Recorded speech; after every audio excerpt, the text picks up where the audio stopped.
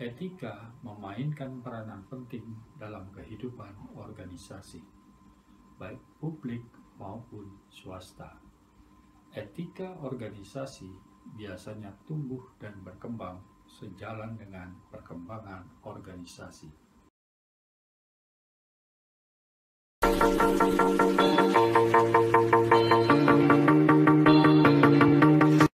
Menyampaikan dengan cara-cara yang beradab, dengan cara-cara yang patut, karena sekali lagi maha atas siswa harus menjadi contoh untuk semua orang. Kembali ke tadi, sudah tidak samanya ada pemberedelan, karena untuk apa dilarang? Semua buku kiri, semua karya kiri yang dianggap kiri itu bisa dengan mudah kita dapatkan lewat Google.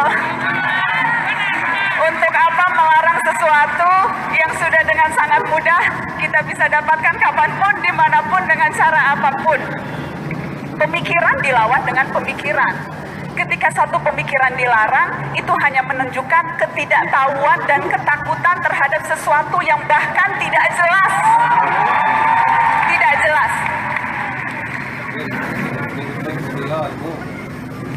Dan saya merasa seharusnya yang bisa dilakukan ketika kita berhadapan tidak hanya dengan kampus misalnya, atau dengan satu institusi atau dengan suatu lembaga. Ada banyak cara untuk menyampaikan keberatan. Apakah misalnya teman-teman sudah mengumpulkan cukup banyak orang yang punya concern yang sama? Apakah keberatan itu sudah disampaikan ke orang yang tepat? Apakah cara kita mengajukan argumen sudah cukup meyakinkan? Hal-hal itu semua harus dilatih, adik-adik. Ini hanya satu contoh. Pemberedelan dalam tanda kutip buku kiri. Ada banyak sekali contoh-contoh di mana kita harus melatih dan mempersiapkan diri kita untuk menghadapi itu. Karena kampus itu bukan cuma untuk belajar. Kampus itu bukan hanya tentang IPK. Bukan hanya tentang IPK. Kuliah itu tempat kita melatih diri. Kuliah itu tempat kita mencari jejaring pengalaman. Kuliah itu tempat kita melatih berorganisasi, berhadapan dengan orang, meyakinkan orang, membuat orang mau mengikuti. Menjadi pemimpin apa sih? Pemimpin itu kan orang yang bisa mengajak orang melakukan sesuatu yang ia yakini. Pemimpin itu bukan zamannya menyuruh.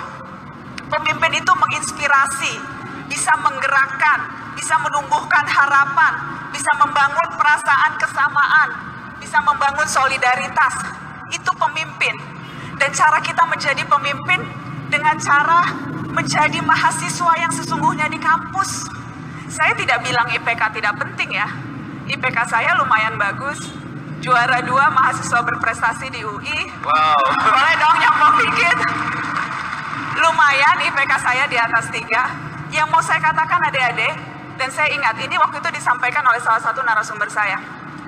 IPK akan membuat adik-adik dipanggil lamaran kerja. Jadi kalau sekedar dipanggil lamaran kerja, karena cara orang menyeleksi kan lewat CV. Berapa sih IPK-nya? Oh di atas 3, oke deh dipanggilannya. Oh di atas 3, oke deh dipanggil wawancara. Iya. Tetapi hanya sebatas itu. Yang akan membuat kalian mendapatkan pekerjaan itu adalah aktivitas yang kalian lakukan selama di kampus. Jadi mumpung masih, aduh saya kangen banget deh kembali ke kampus, menjadi mahasiswa. Bisa ikut, bisa datang MTech Goes to Kampus, bisa diskusi.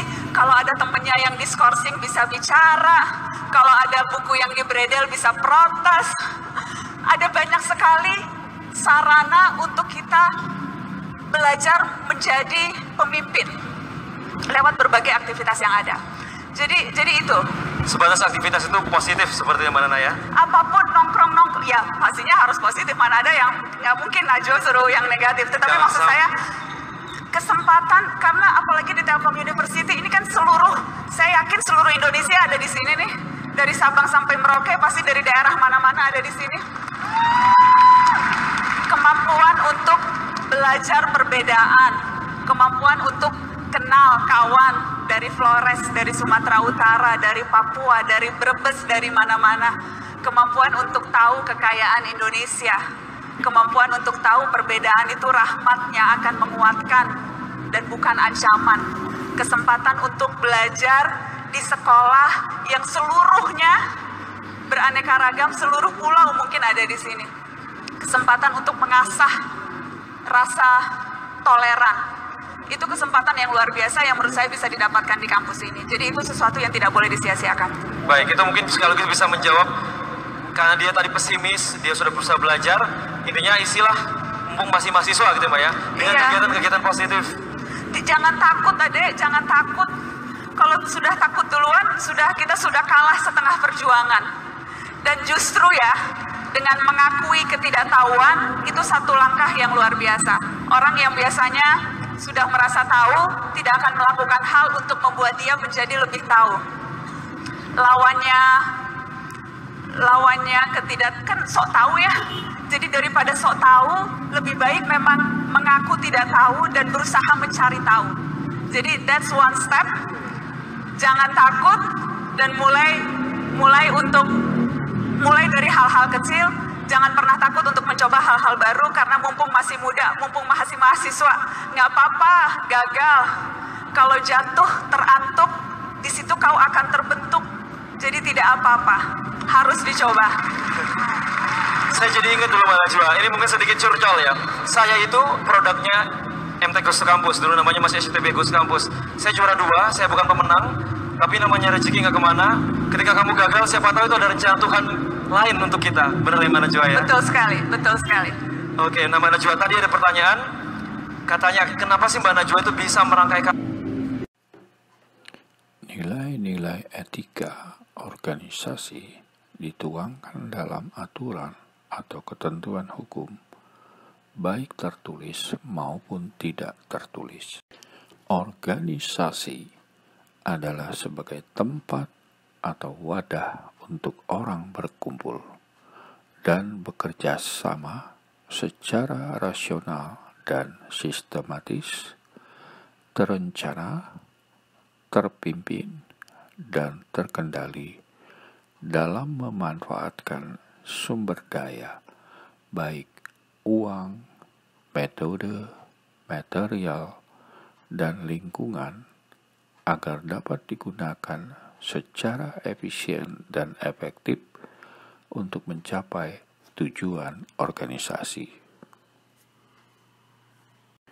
Ciri-ciri organisasi secara umum, yaitu memiliki tujuan dan sasaran, komponen, yaitu atasan dan bawahan, kerjasama yang terstruktur, pendelegasian wewenang, dan koordinasi tugas-tugas, keterikatan format, dan tata tertib yang harus ditaati. Jenis-jenis organisasi yang ada yaitu organisasi formal, informal, dan non-formal.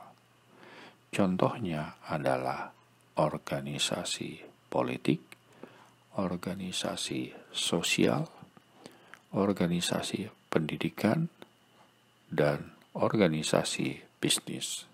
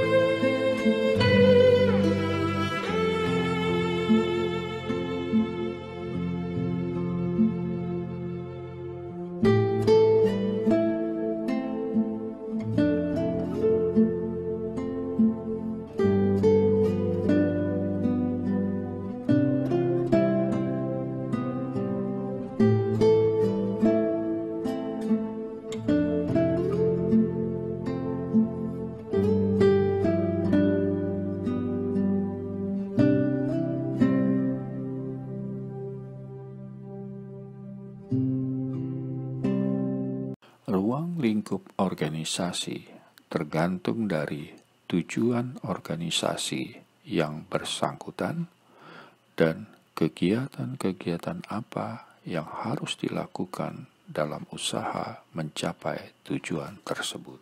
Ruang lingkup organisasi perkantoran mencakup pekerjaan operatif, yaitu surat menyurat, pembukuan keuangan, pencatatan hasil produksi, dan hasil penjualan.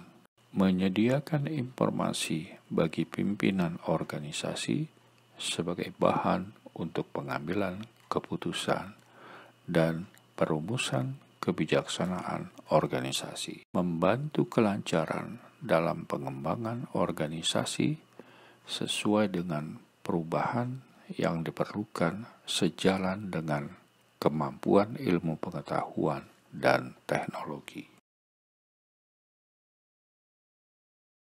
Etika dalam organisasi dikembangkan sebagai norma-norma yang mengatur dan mengukur perilaku profesional seseorang. Etika yang berupa aturan mengatur cara bergaul atau berperilaku yang baik.